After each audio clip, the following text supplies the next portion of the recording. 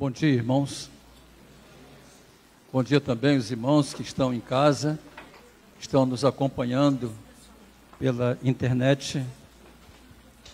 É muito bom nos reunirmos para louvar o Senhor nosso Deus.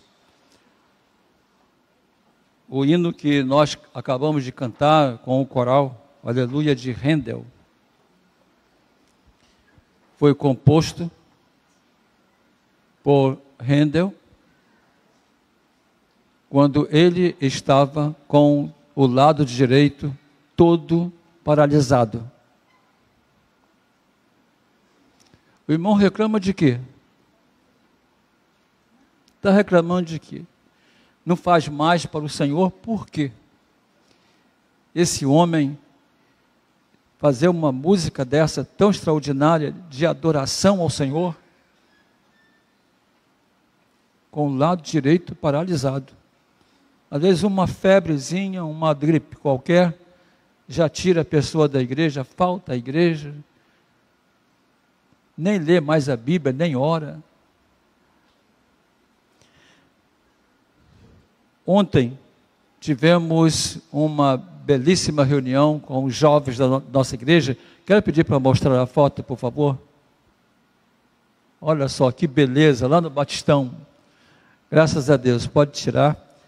Deus tem abençoado todos os setores da nossa igreja. Hoje à noite, como a Nova falou, teremos o culto especial de aniversário dos 33 anos do querido grupo Riléu.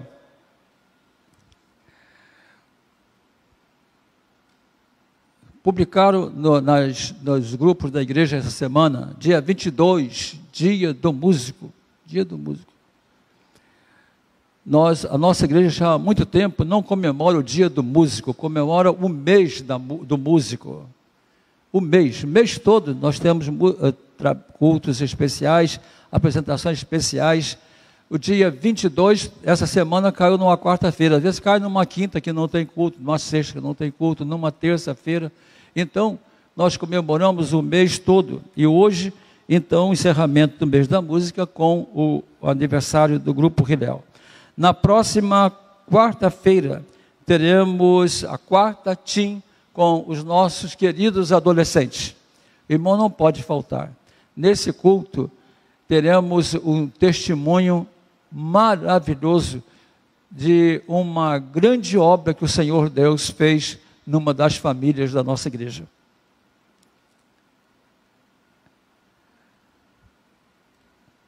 Um dia, um irmão da minha outra igreja, viu, Amélia, lá em Madureira?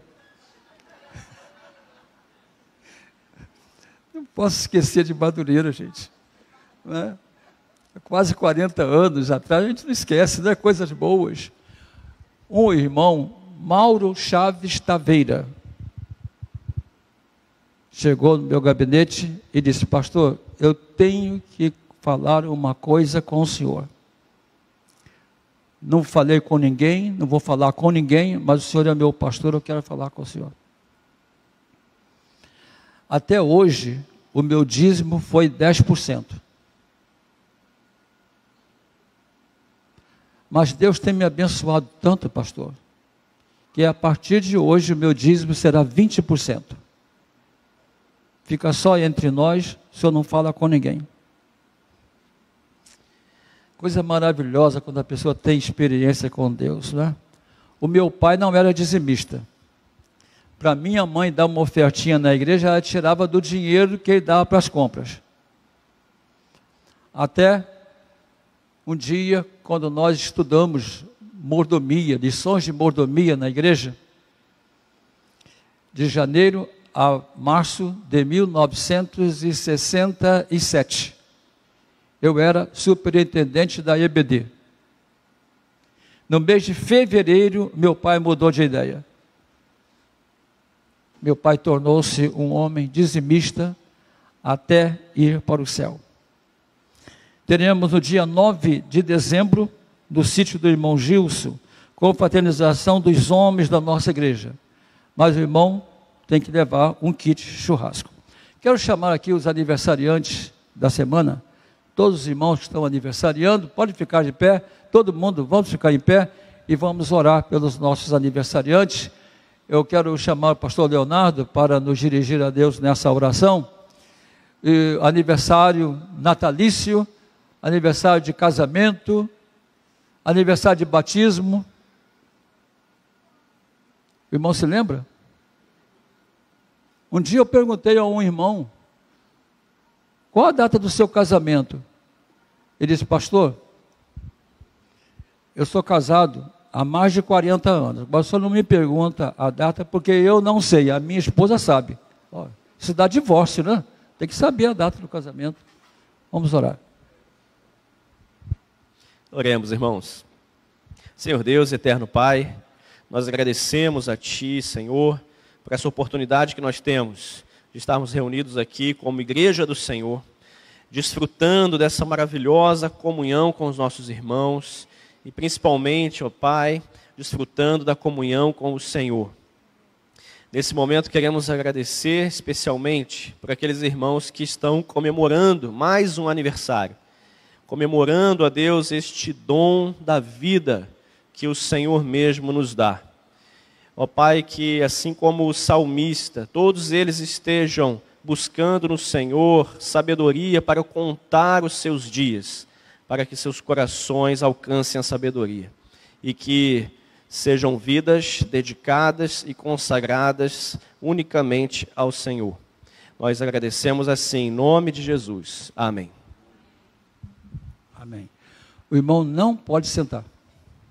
Romanos 1:16. Romanos capítulo 1:16. O irmão em casa, abra sua Bíblia.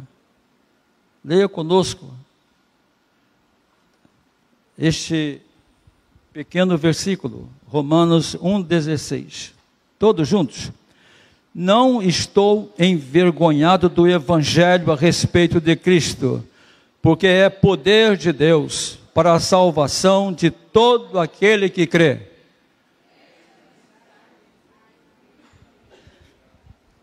Vamos ler de novo? Não estou envergonhado do Evangelho a respeito de Cristo, porque é poder de Deus para a salvação de todo aquele que crê. Esta mensagem foi primeiramente pregada só aos judeus, mas agora também aos gregos. Amém. Queira sentar-se. Bom, mês da música, eu também vou cantar. Posso cantar? A ministra disse que eu posso. Irmãos, eu gosto muito de cantar. Com 13 anos eu entrei no coral da minha igreja. E lá em casa, eu canto até a Ana mandar parar. Eu gosto de cantar. O Evangelho é o poder de Deus. O Evangelho é o poder de Deus para a salvação de todo que crê. O Evangelho é o poder de Deus.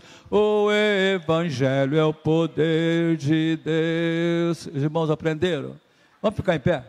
O Evangelho é o poder de Deus. O Evangelho é o poder de Deus para a salvação de todo que crê. O Evangelho é o poder de Deus.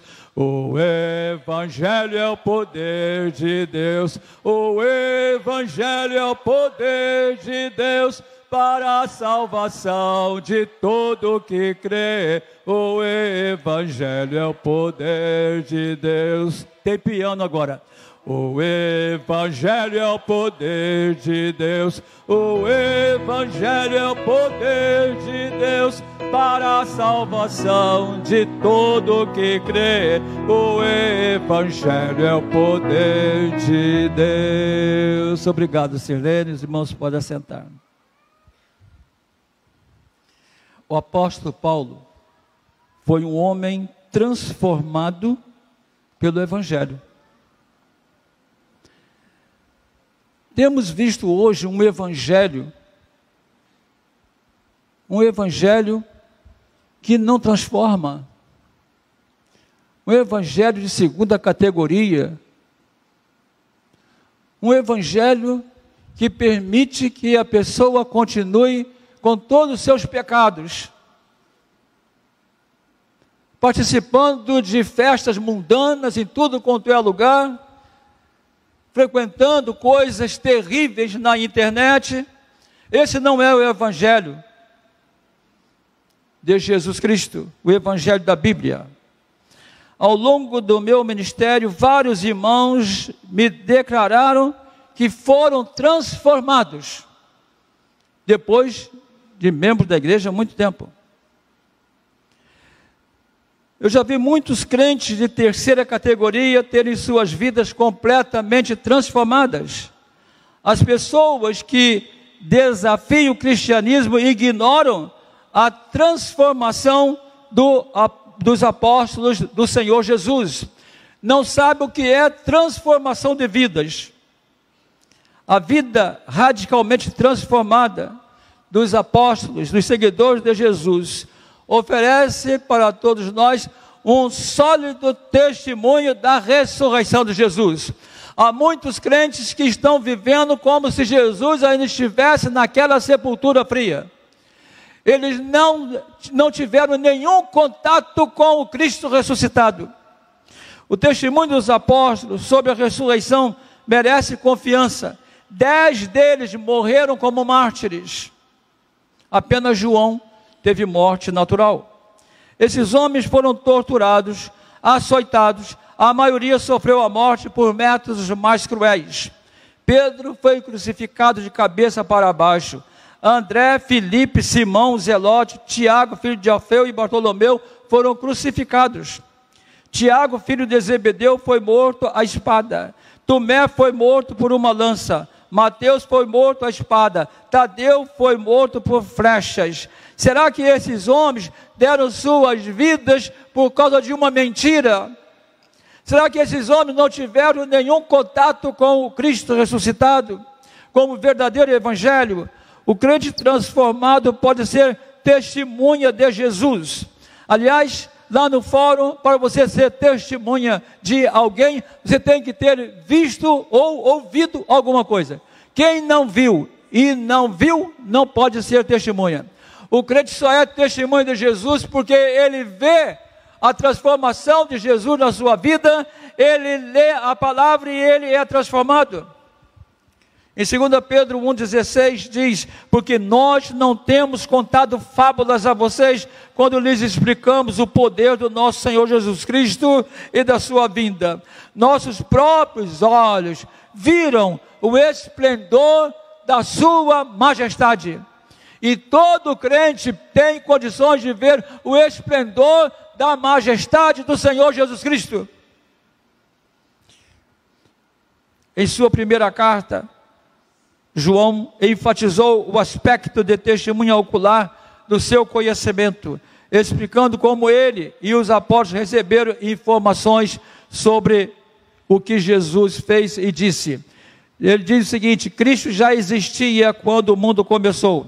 Entretanto, eu mesmo ouvi com os meus próprios olhos e o ouvi falar.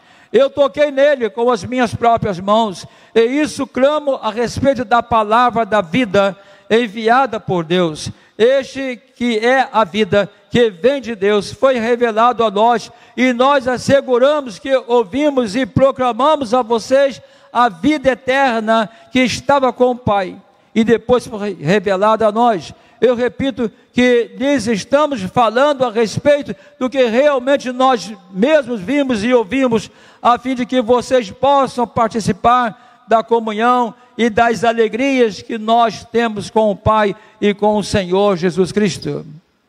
1 João 1, de 1 a 3. O mesmo apóstolo João disse no final do seu evangelho: os discípulos de Jesus ouviram fazer muitos outros sinais miraculosos, além dos que são mencionados neste livro, mas esses estão registrados para que vocês creiam que Jesus é o Cristo, o Filho de Deus, e crendo nele, tenham vida em seu nome. João 20, 30, 31. O crente pode ser transformado se tiver certeza que Jesus Cristo está vivo.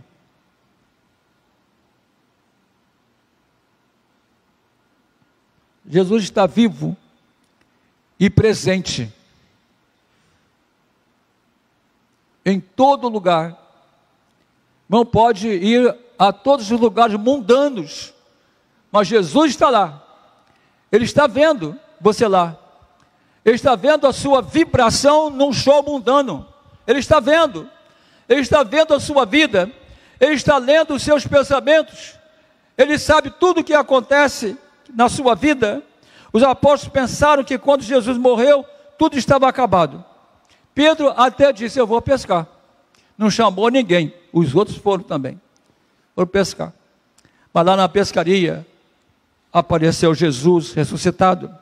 Quando Jesus foi preso, eles se esconderam. Marcos 14:50. Então todos os seus discípulos o abandonaram e fugiram. Quando lhes foi dito que o túmulo estava vazio, a princípio não acreditaram. Em Lucas 24:11 diz: mas eles não acreditaram nas mulheres.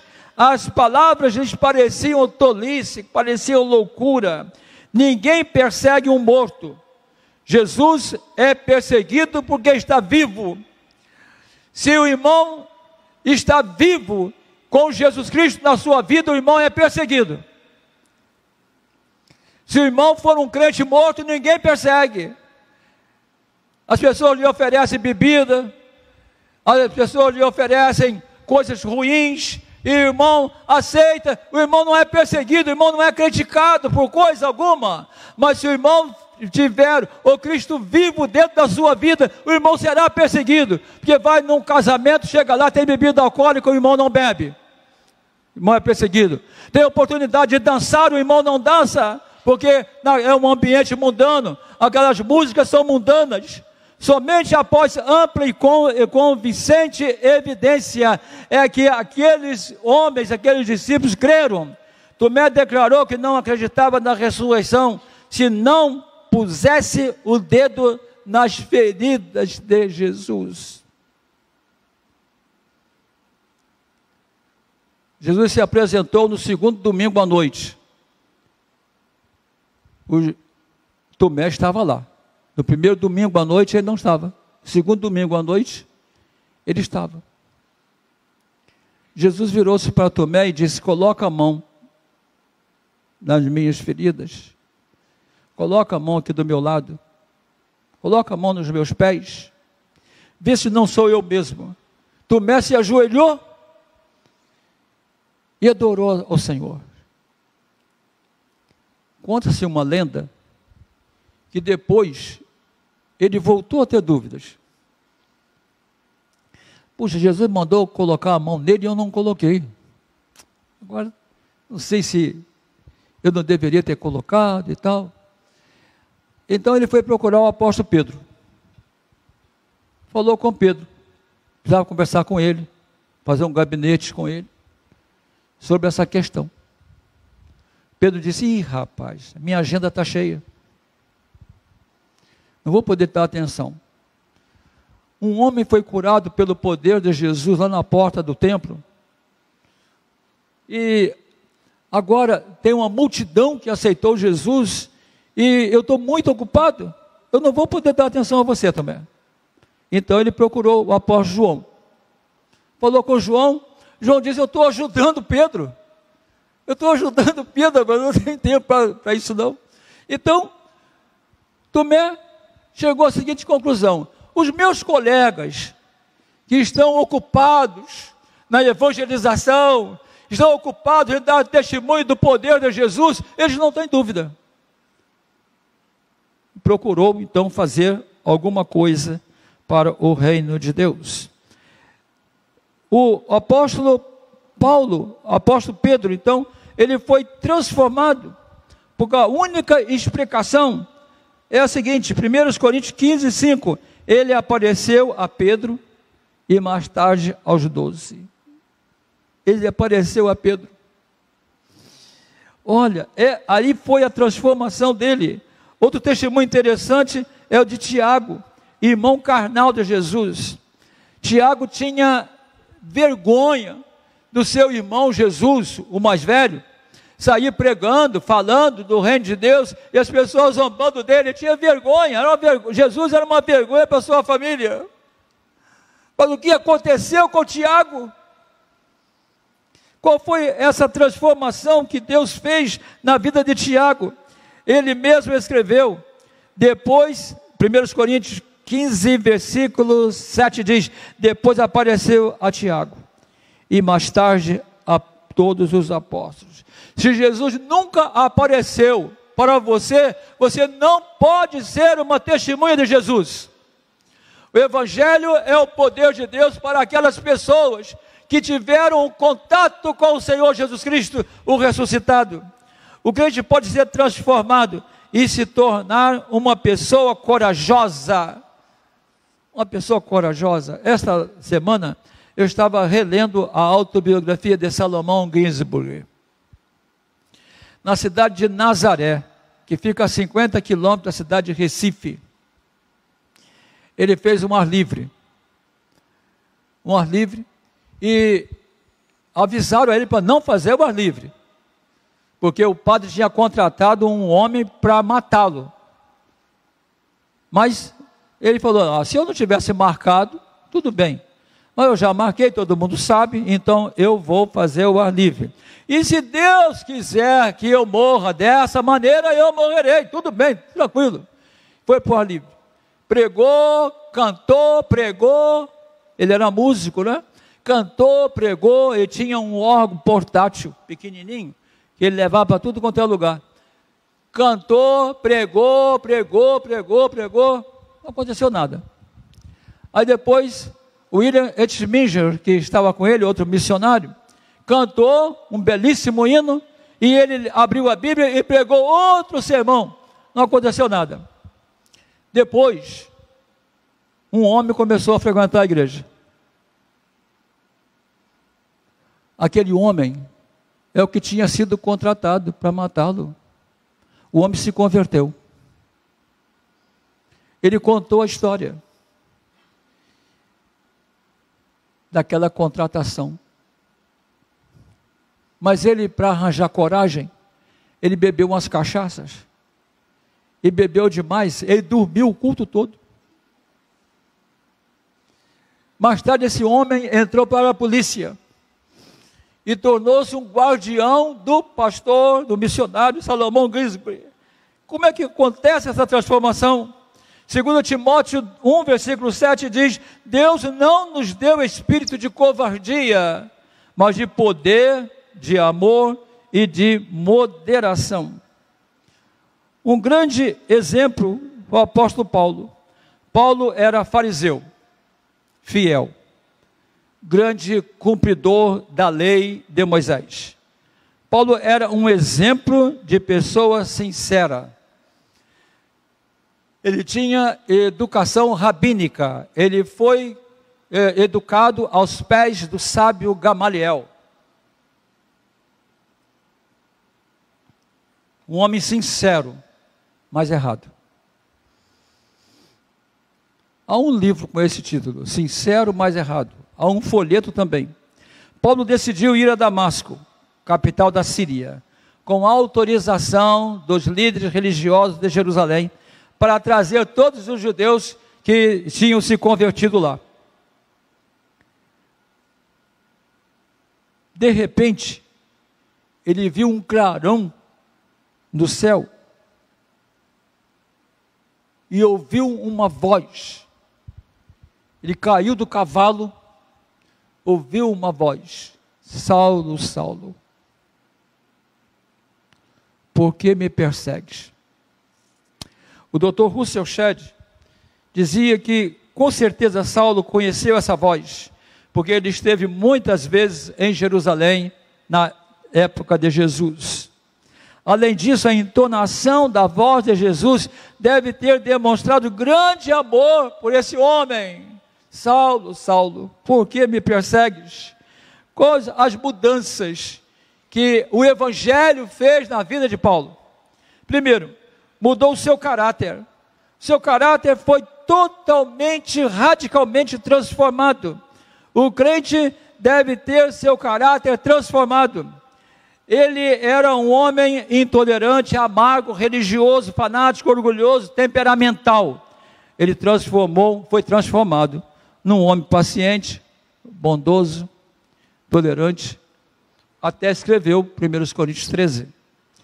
O relacionamento de Paulo com os seguidores de Jesus foi transformado. Os crentes não tinham mais medo de Paulo. Às vezes temos medo de alguns crentes. A mensagem de Paulo foi transformada. A palavra do crente deve ser transformada e transformadora. É impossível um crente transformado que não tenha vontade de falar do evangelho para outras pessoas. Há crentes que sabem tudo sobre o que fazer para o reino de Deus, menos a pregação do evangelho.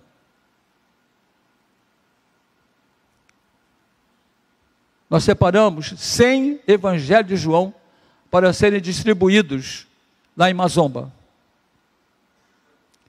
Há muito tempo, tem mais de 2 meses. Que dificuldade.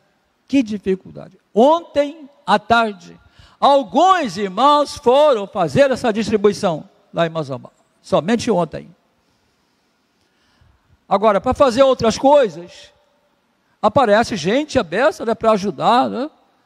Mas para pregar o evangelho, para levar a palavra de esperança, uma pessoa necessitada. Eu estava lá na roça e passei naquela estrada de chão e eu tinha uma plantação de milho. Eu pensei, vou ver se eu compro aqui umas espigas de milho verde para fazer uma papa, né, milho verde. Aí eu e meu tio paramos lá, falei com a dona. A dona não pôs não, ela foi lá, pegou 2 bolsas enormes para a gente fazer uma papa. Aí eu me identifiquei, falei com ela que eu sou pastor no Rio de Janeiro e tal. O senhor é pastor? O senhor pode fazer uma oração pelo meu marido? Ele está na cama, teve um AVC.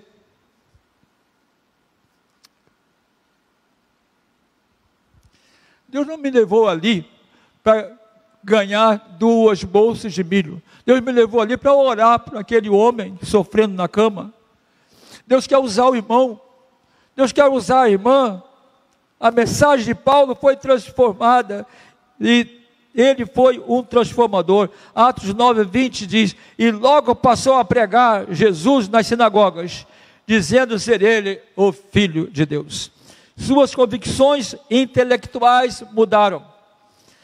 Sua experiência o levou a conhecer Jesus como o Messias. Atos 17, versículo 3, diz, Paulo explicando as profecias a respeito dos sofrimentos de Cristo e da sua ressurreição, ele dizia: este Jesus que proclamo a vocês é o Cristo. 2 Timóteo 1,12, Paulo fala da sua convicção. Eu sei em quem tenho crido. Você sabe em quem crê?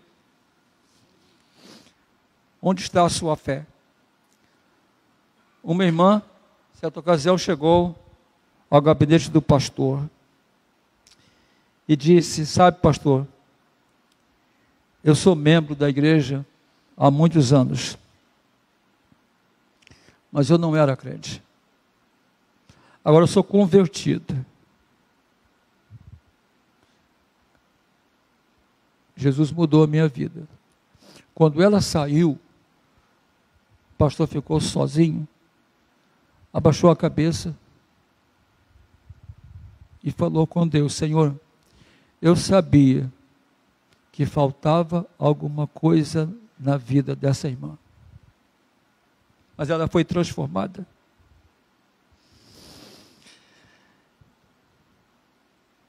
Se os membros da nossa igreja forem unidos no propósito de servir somente a Jesus, a glória de Jesus estará na igreja. Será maior que toda a glória do templo que Salomão construiu. Com uma simples oração de entrega ao Senhor, você pode experimentar a mais completa felicidade com Jesus Cristo neste mundo. algumas coisas importantes. O irmão é um crente. Nunca esqueça que o irmão é um crente. Um dia eu fui visitar um pastor já idoso num asilo.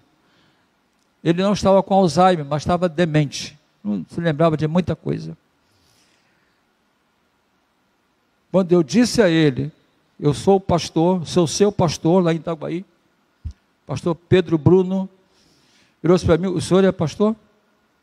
Eu também sou pastor. Então o senhor é meu colega. Ele nunca esqueceu que era crente e que era pastor, apesar da demência dele. O irmão é um crente.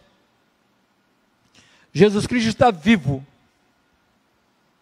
mais vivo do que nunca. Jesus Cristo está reinando no mundo todo. Como diz o Aleluia de Handel, ele reinará para sempre, para todo sempre. O irmão também pode reinar neste mundo, levando palavras de esperança a muitas pessoas infelizes que ainda não conhecem Jesus Cristo como Salvador. Coloquei em alguns lugares da igreja uma arte para mostrar a nossa visão para a igreja em 2024. Precisamos alcançar os membros da igreja, aqueles que são só membros. Precisamos alcançar os frequentadores e precisamos alcançar a comunidade com o quê? Com o poder do Evangelho do Senhor Jesus. O Evangelho é o poder de Deus, o Evangelho é o poder de Deus para a salvação de todo que crê. O Evangelho é o poder de Deus. Amado Deus, como é maravilhoso, Senhor Deus, se nos lembrarmos que o Teu Evangelho é poder transformador, poder que nós precisamos, Senhor Deus, no dia a dia. Ó Deus, não deixe, Senhor Deus, os nossos irmãos em Cristo seguirem um Cristo genérico, um Cristo incompetente, um Cristo que não repreende, um Cristo que não faz o crente sofrer quando erra, não merece a nossa adoração. Ajuda-nos, Senhor, nosso Deus, a sermos cada dia mais e mais fiéis a Ti, Senhor. Guarda, Senhor Deus, cada irmão aqui presente, cada irmã, cada jovem, cada adolescente, cada irmã. Senhor, abençoa aqueles que estão à distância, Senhor Deus, estão online. Salva, Senhor Deus, vidas preciosas, transforma vidas nesta manhã. Nós te pedimos, Senhor, em nome de Jesus. Em nome de Jesus. Amém.